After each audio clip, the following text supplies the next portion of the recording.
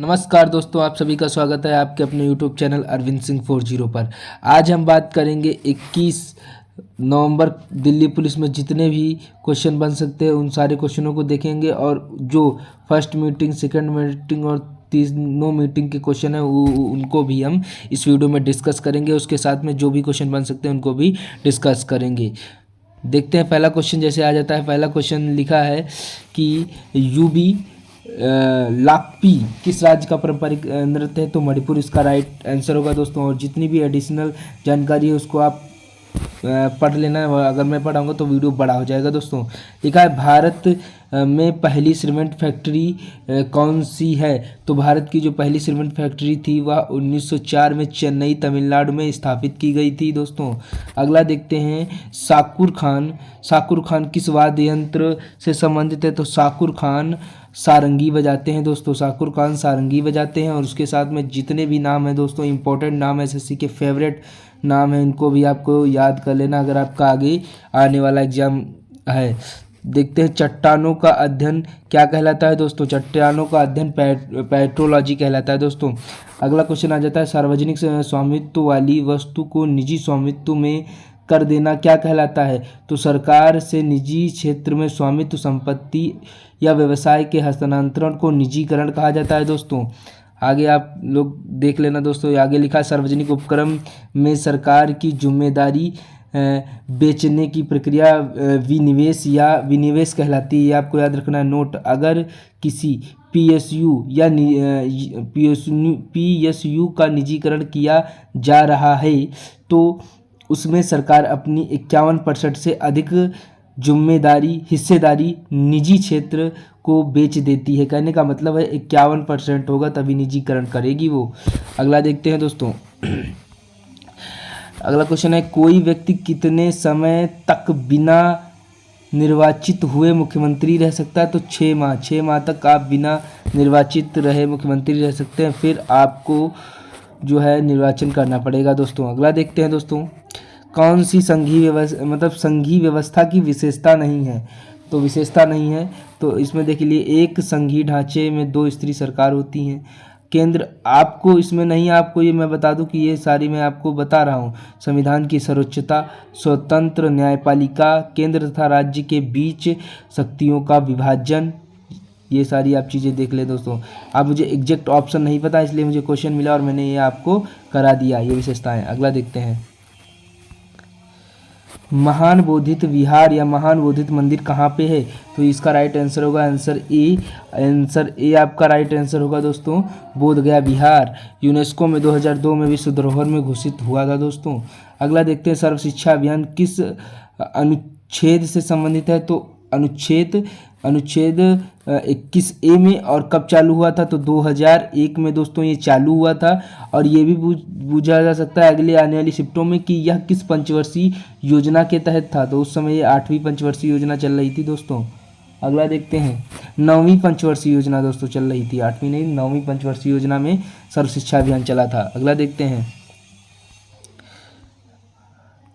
ये important point है दोस्तों, इसको जरूर आप लोगों को देख लेना है। ये कि भारतीय संविधान के 86वें संविधान संशोधन 2002 अधिनियम में जो है 6 से 14 वर्ष की आयु के वर्ग के बच्चों को शिक्षा मुफ्त तथा अनिवार्य दी जाएगी, ये इसमें बताया गया था। अगला 10 नंबर क्वेश्चन देखते हैं। हरित क्रांति से लाभान्वित होने वाली फसल कौन सी है, किस फसल को हरित क्रांति से लाभ मिला था, तो आपको बता दूं गेहूं, चावल, जौ, बाजरा और मक्का, इन फसलों को मिला था। भारत में हरित क्रांति में सबसे ज़्यादा खाद्यान्न में वृद्धि गेहूं में हुई थी और मध्य गेहूं के उत्पादन में 3 गुना से अधिक वृद्धि हुई थी। हरित क्रांति शब्द का प्रयोग सबसे पहले विलियम गॉड ने किया था और नॉर्मन बोरलॉग को हरित क्रांति का जनक कहा जाता है। विश्व में हरित क्रांति की शुरुआत की बात करूं तो 1960 और भारत में 1965 से 68 हरित क्रांति की शुरुआत मैक्सिको से हुई और भारत में हरित क्रांति का नेतृत्व किया था एम.एस. स्वामीनाथन जी ने। वर्ष 1970 में नॉर्मन बोरलॉग को उच्च उपज देने वाली किस्म को विकसित करने के लिए उनके कार्य में नोबेल का शांति पुरस्कार भी मिला है 1970 में दोस्तों। ये भी क्वेश्चन इंपॉर्टेंट हो जाता है। अगला देखते हैं, सिलेंडर में एलपीजी गैस उच्च दाब के साथ क्यों भरी जाती है? तरल के रूप में स्टोर करने हेतु, इसलिए यह उच्च दाब में भरी जाती है। भगत सिंह और बुकटेश्वर दत्त ने दिल्ली असेंबली में बम क्यों फेंके थे? क्योंकि पब्लिक सेफ्टी बिल आया था, इसलिए इन्होंने फेंका था। 8 अप्रैल 1931 को भगत सिंह और बुकटेश्वर दत्त ने दिल्ली असेंबली पर बम फेंका। लाहौर षड्यंत्र केस में के नाम से मुकदमा चला। ये सारी चीज़ें आप सभी को पढ़ लेना है दोस्तों। आगे देखते हो ना, वीडियो बड़ा हो जाएगा। अगला देखते हैं, बहमनी सल्तनत की स्थापना कब हुई थी? तो ये हुई थी 1947 और सूबेदार अलाउद्दीन बहमन शाह ने की थी। अगला देखते हैं दोस्तों, एक गेंद जो बाएं हाथ के गेंद द्वारा दाएं हाथ के बल्लेबाज के लिए लेग से ऑफ से लेग की ओर घूमती है तो उसे क्या कहते हैं? तो ये क्वेश्चन आया था, इसे कहते हैं चाइनामैन। बाएं हाथ की कलाई के स्पिनर गुगली के बराबर की गेंद अतः चाइनामैन के रूप में जानी जाती है। ये भी क्वेश्चन आया था दोस्तों। अगला देखते हैं, स्थायी बंदोबस्त किसके मध्य समझौता था? स्थायी बंदोबस्त इस्तेमारी बंदोबस्त ईस्ट इंडिया कंपनी और बंगाल के जमींदारों के बीच वसूलने से संबंधी एक स्थायी व्यवस्था हेतु सहमति समझौता था दोस्तों।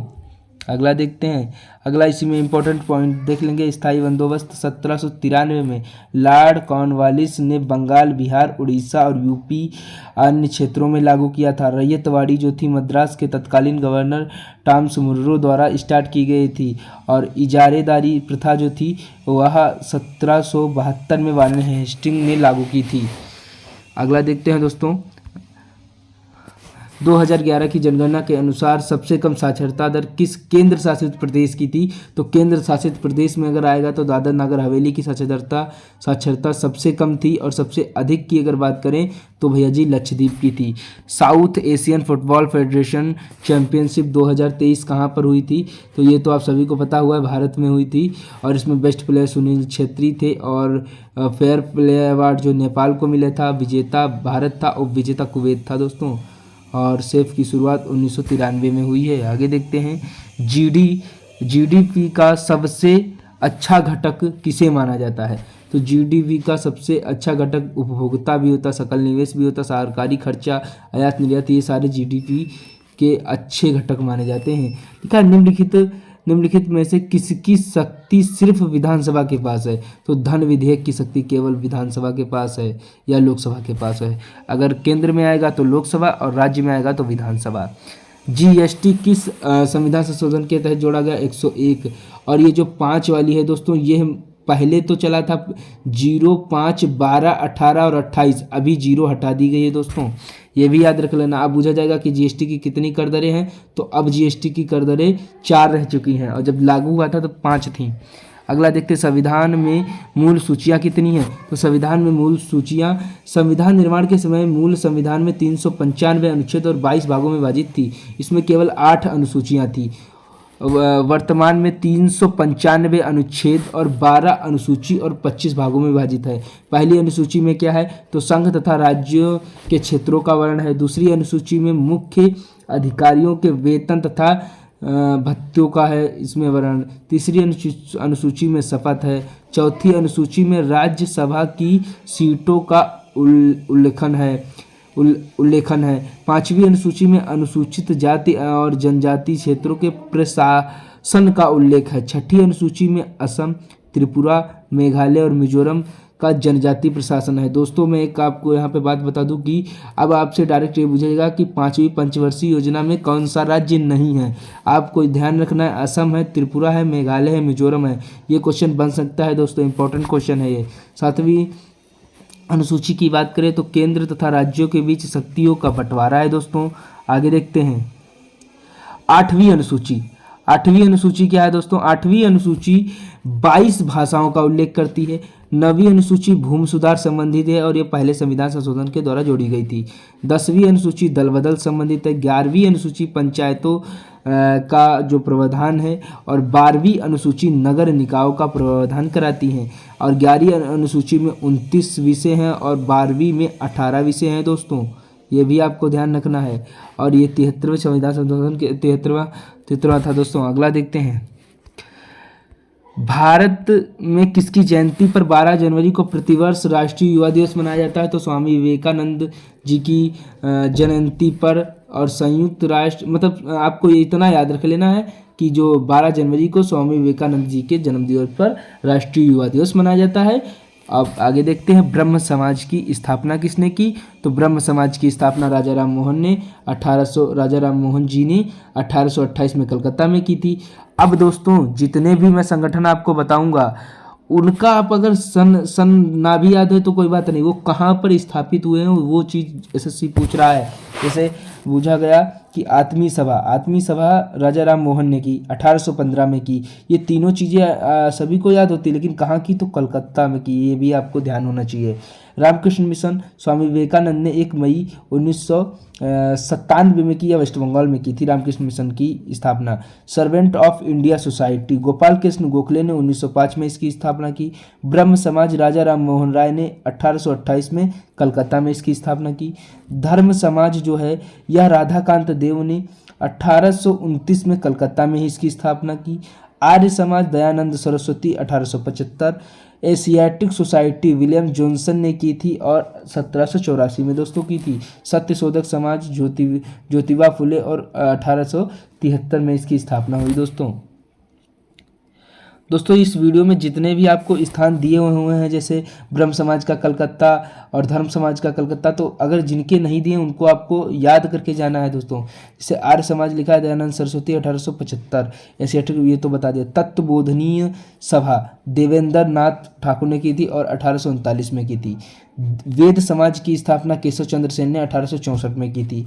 प्रार्थना समाज की स्थापना आत्मारंग पांडुरंग, महादेव गोविंद रानड़े और बहुत 3-4 लोगों ने मिलकर की थी 1867 में दोस्तों। अगला देखते हैं, अगला दोस्तों आ जाता है अनचेटेबल उपन्यास के लेखक कौन है? तो ये है मुल्क राज आनंद को माना जाता है। 1835 में प्रकाशित हुई थी। 5वीं पंचवर्षीय योजना का प्रारूप पूछा गया है तो डीपी धर ने 5वीं पंचवर्षीय योजना का प्रारूप किया था। प्रथम पंचवर्षीय योजना है हेरोड डोमर मॉडल, और आपसे पूछा जाएगा द्वितीय पंचवर्षीय योजना तो महानलोविस मॉडल पर आधारित थी। 8वीं पंचवर्षीय योजना मानव संसाधन को विकसित करने की प्राथमिकता दी थी, और 8वीं पंचवर्षीय योजना में ही उदारीकरण, निजीकरण, वैश्वीकरण, एलपीजी की शुरुआत हुई थी।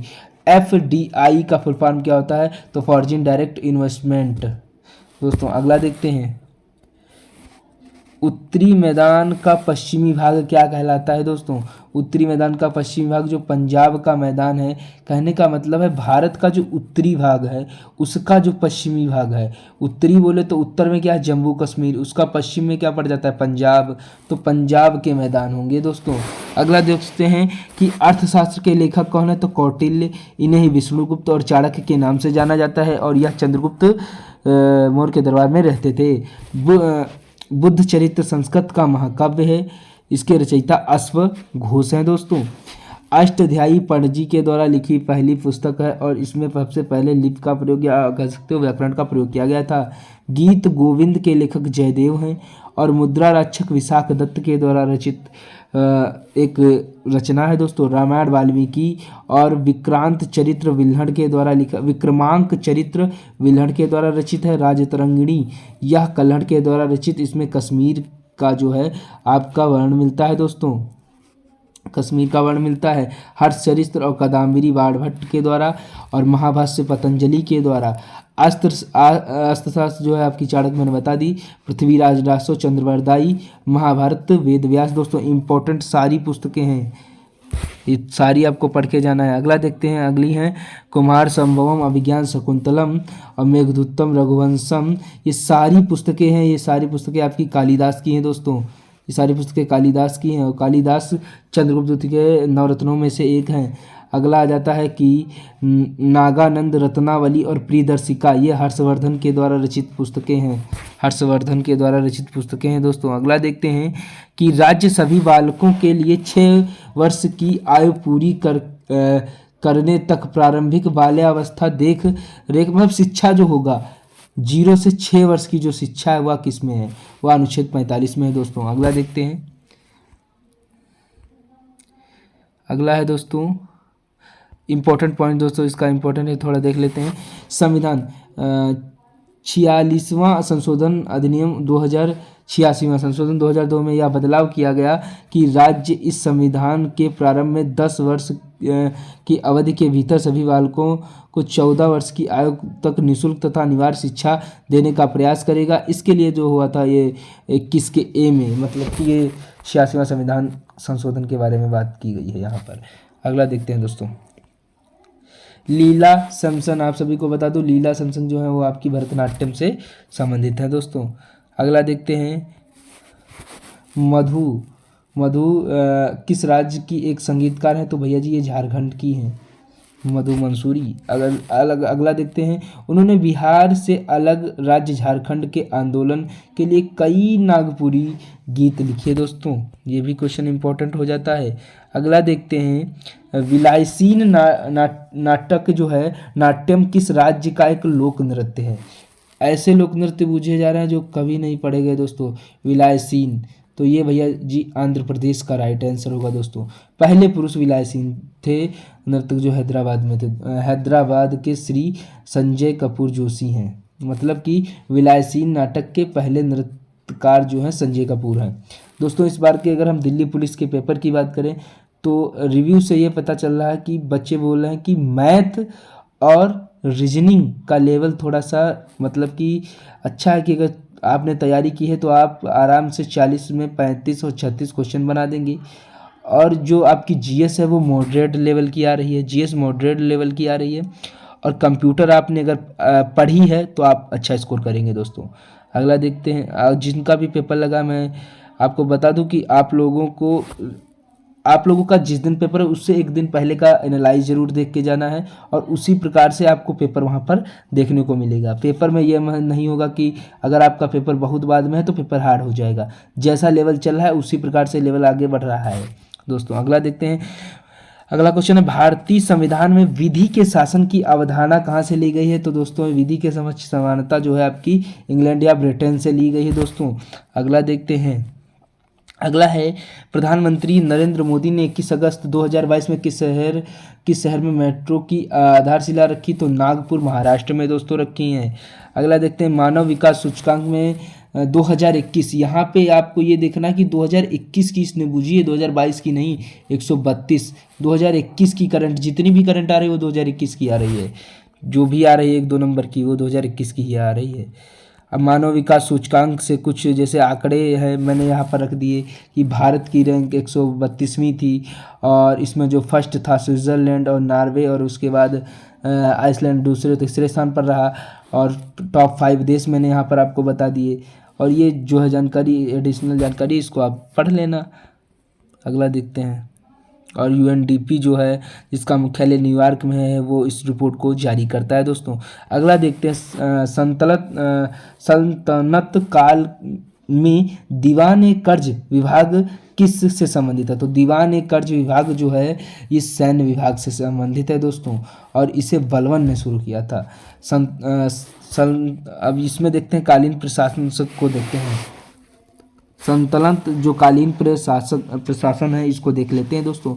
समाज का जो प्रमुख होता था उसे सुल्तान कहते थे, इक्ता का प्रमुख इक्तेदार, सिख का प्रमुख सिकदार, और जो परगना का प्रमुख होता था उसे आमिल कहते थे। ग्राम का जो प्रमुख होता था उसे चौधरी और या मुकद्दम कहते थे दोस्तों। अगला देखते हैं, ये दोस्तों कुछ मैंने आपको यहाँ पर करवाए हैं, जैसे आरिज ए मुमासिल मुमालिक और इंसा ए मुमालिक, ये जितने भी विभाग हैं मैंने आपको इम्पोर्टेंट विभाग यहाँ पे करवा दिए हैं दोस्तों। आप इसका स्क्रीनशॉट ले लें और पढ़ लें, आपके पेपर के लिए भी इम्पोर्टेंट होंगे ये दोस्तों, जितने भी हैं सारे इम्पोर्टेंट होंगे दोस्तों। स्क्रीनशॉट ले लीजिए इनका। दीवान खैरात हो गया, अमीर हाजिब, ये जितने भी हैं इंपॉर्टेंट है दोस्तों। अगला क्वेश्चन देखते हैं, असम का शुक्रेश्वर मंदिर किसको समर्पित है? असम का शुक्रेश्वर मंदिर शिव जी को समर्पित है। ब्रह्मपुत्र नदी के दक्षिण तट पर शुक्रेश्वर पहाड़ी पर यह स्थित है दोस्तों। अगला देखते हैं, 2011 की जनगणना के अनुसार सर्वाधिक लिंगानुपात वाला केंद्र शासित प्रदेश कौन है? तो सर्वाधिक लिंगानुपात जो है पुडुचेरी का है 1037, और सबसे कम लिंगानुपात जो है वह दमन और दीव का है दोस्तों। दमन और दीव का सबसे कम है दोस्तों। 2011 की जनगणना में सर्वाधिक लिंगानुपात वाला राज्य केरल का लिंगानुपात है दोस्तों। अगर मैं बात कहूँ तो अगर आपका आगे पेपर है 1 तारीख में है या 27-28 तारीख में, तो आप जो नवीन सर की सेंसस की जो वीडियो है उस वीडियो को लगभग 2 बार देख लीजिए, इंपॉर्टेंट होगी आपके एग्जाम के लिए, क्योंकि उसी से क्वेश्चन बनने हैं। और संस्कृति वाली उसको भी 2 बार देख लीजिए। वो 2 वीडियो आप क्लियर करके जाइए, आपके जीएस में 1 से 2 नंबर इंक्रीज होंगे, अच्छे आपको देखने को मिलेंगे। क्योंकि आप देखिए क्वेश्चन वो अब ये नहीं पूछ रहा कि केरल होगा, आपसे केंद्र शासित प्रदेश में पूछ रहा है। अगला देखते हैं, इसी में देखते हैं कि भारत का लिंगानुपात कितना है, तो 943 दोस्तों है। और अगला देखते हैं, कोशिका सतत की जांच के लिए किस प्रकार का माइक्रोस्कोप से, मतलब कोशिका की जांच किस प्रकार के माइक्रोस्कोप से की जाती है? तो ट्रांसमिशन और स्कैनिंग।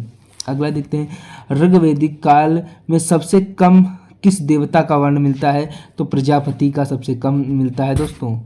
अगला देखते हैं, मणिपुरी नृत्य से कौन संबंधित है? तो ऐसा क्वेश्चन आया था, तो इसमें आप देख लीजिए ये सारे जितने भी गुरु विपिन सिंह और सुवर्णा, रंजना, दर्शना, नैना, ये झावेरी बहनें जो हैं, ये सारी जो है मणिपुरी नृत्य से ही संबंध रखती हैं दोस्तों।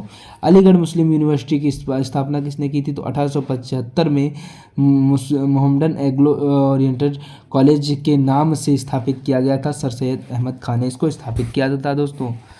अगला देखते हैं क्वेश्चन, जैविक और अजैविक घटक की बात करते हैं। जैविक और अजैविक घटक के बारे में एक आपसे क्वेश्चन पूछा गया था कि जैविक घटक क्या है, अजैविक घटक क्या है। आप इसमें देख लीजिए जैविक घटक और अजैविक घटक के बारे में जानकारी जो दी हुई है दोस्तों। सेकंड शिफ्ट की बात करते हैं, तो सोनल मान सिंह किस नृत्य से संबंधित है? तो सोनल मान सिंह ओडिसी नृत्य से संबंधित है दोस्तों। ये ऑप्शन पे होगा, ये 2 नृत्य से संबंधित है। किस नृत्य क्या था? उड़ीसा था, तो उड़ीसा सही हो जाएगा। और इसके कुछ और नाम हैं, इसमें आपको एक रूट वर्ड चरण याद रख लेना, एक इसमें महापात्रा याद रख लेना। देखो गुरु पंकज चरण हो गए, केचलू महापात्रा हो गए, केलू चरण, जितने भी महापात्रा के होंगे वो सारे ओडिसिया में होते हैं। मृणाला साराभाई भरतनाट्यम से संबंध रखती हैं दोस्तों। तेंदुलकर समिति के शहरी क्षेत्र के लिए निर्धारणता का आकलन कितने प्रति व्यक्ति आया था? तो ये था आपका 1000 प्रति माह, और ग्रामीण में था 816 प्रति माह दोस्तों। अगला देखते हैं, ओलंपिक आकार में स्विमिंग पूल का आकार कितना होता है? तो 50 मीटर लंबाई होती है और 25 मीटर चौड़ाई होती है। ये 25 होती है, ये 50 होती है दोस्तों। ऐसे याद रख लेना या ऐसे याद रख लेना। अगला देखते हैं, अगला है कि चैत्रग्रह महाराष्ट्र किसके लिए प्रसिद्ध है? तो भैया जी ये है आपका चैत्र जो है, ये जो कार्ले चैत्र का निर्माण कुनीत वर मोरा ने करवाया था। वही पूर्णता पर पहुंचने का काम सातवाहनों ने किया था। ये और जो चैत्य है बुद्ध संप्रदाय का प्रार्थना स्थल है। तो ये इसलिए क्योंकि ये बुद्ध संप्रदाय का प्रार्थना स्थल है दोस्तों। इसके ऑप्शन पर डिपेंड करता है इसका आंसर क्या होगा। ये क्वेश्चन देखने में आया था इसलिए मैंने इसको लिया। अगला देखते हैं, 2011 जनगणना के अनुसार 10 करोड़ से कम जनसंख्या किस राज्य की है? तो 10 करोड़ से कम जनसंख्या किस राज्य की है? यूपी, महाराष्ट्र, बिहार अतिरिक्त सभी राज्य। यानी कि यूपी और बिहार को छोड़ दीजिए, उसके बाद जितने भी अतिरिक्त हैं वो सारे 10 करोड़ से नीचे आते हैं। यानी कि यूपी की 10 करोड़ के ऊपर है, महाराष्ट्र की 10 करोड़ के, बिहार की 10 करोड़, उसके बाद जितने भी राज्य हैं वो सारे 10 करोड़ से नीचे हैं दोस्तों। ऐसे ही ऑप्शन था। अगला देखते हैं, रामकृष्ण मिशन का सबसे प्राचीन मुख्यालय अमेरिका में है, कहाँ पर है? तो वेदांत सोसाइटी ऑफ न्यूयॉर्क में है दोस्तों। और इसकी स्थापना स्वामी विवेकानंद ने की थी 1 मई 1997 में। इसका मुख्यालय वेलूर मठ में है दोस्तों। अगला देखते हैं, एम वी राव और केवी प्रसाद किस वादक यंत्र से संबंधित है? तो मृदांग से संबंधित हैं। और मृदांग से पालघाट मणि अय्यर और पालघाट रघु ये सारे संबंध रखते हैं। सिखों के सिंह सभा आंदोलन कहाँ से शुरू किया था? तो भैया जी 1973 में अमृतसर से शुरू किया था दोस्तों। अगला देखते हैं रुद्रदमन किस वंश से संबंधित है? रुद्रदमन शाक वंश से संबंधित है दोस्तों। अनुच्छेद 213 से 123 किससे संबंधित है? तो यह अध्यादेश, ये राज्यपाल का अध्यादेश, ये राष्ट्रपति का अध्यादेश है दोस्तों। राज्यपाल का अध्यादेश से संबंधित अनुच्छेद आपको बता दिया 213 है दोस्तों। 1808 9 कांग्रेस अधिवेशन को किस महिला ने संबोधन किया था? तो महिला आ जाए तो कंदाबिनी गांगुली ने किया था। कंदाबिनी गांगुली इंपॉर्टेंट है क्योंकि महिला ने इसका जो है आपका संबोधन किया था 1808-9।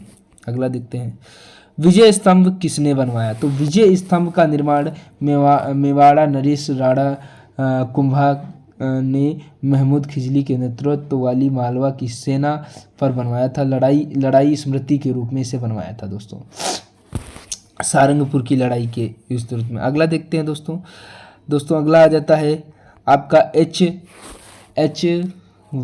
HYV का फुल फॉर्म पूछा गया था। अगला क्वेश्चन था कि 1914 में हनुमान व्यायाम प्रसारक मंडल की स्थापना अमरावती में हुई थी दोस्तों। प्रधानमंत्री रोजगार योजना किस वर्ष शुरू हुई? तो 1993 दोस्तों। अगला ये एडिशनल जानकारी आप चाहें तो याद कर सकते हैं। अगला देखते हैं मिड नाइट चिल्ड्रन उपन्यास के लेखक कौन है? तो इसके हैं आपके सलमान रुश्दी दोस्तों। ये क्वेश्चन इसलिए है कि देखो या तो आ गया होगा मिड मिल्क योजना थी या तो मिड नाइट चिल्ड्रन था, क्योंकि बच्चों ने कहा कि मिड नाइट से एक क्वेश्चन था, मिड नाइट कुछ करके था कि देखो एक क्वेश्चन तो ये बन सकता है कि मिड मिल्क योजना का नया नाम क्या हुआ? पीएम पोषक योजना। तो एक क्वेश्चन वो बन सकता है, एक ये क्वेश्चन बन सकता है, इसलिए मैंने इसको रखा दोस्तों। अगला देखते हैं नेशन फर्स्ट ऑलवेज फर्स्ट किस स्वतंत्रता दिवस की थीम थी?